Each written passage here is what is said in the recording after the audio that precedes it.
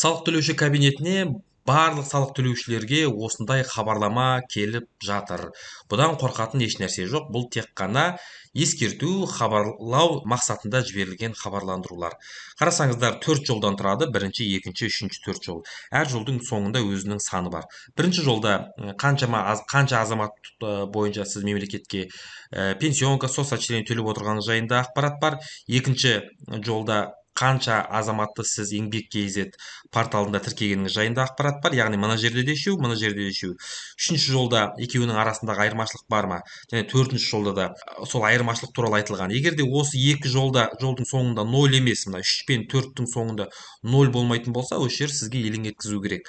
Яғни сіздер не болмаса барлық өзіңіздің қызметкерлеріңізді еңбек KZ порталында тіркеген жоқсыз, болмаса сіз барлық қызметкерлеріңіз бойынша салық төлемей жүруіңіз мүмкін. Егер де сондай бір олқылықтар болып жатса, олқылықтың орнын өзіңіз толтырыңыз.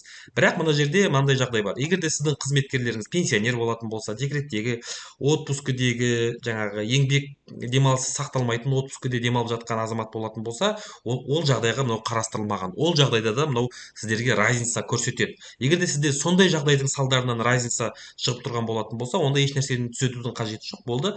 Төменгі жағындағы мына жерге қанат белгісін қоясыз да, мына жерге ары қарай далее дегенді басасыз. Сонымен барлық мәселе аяқталады.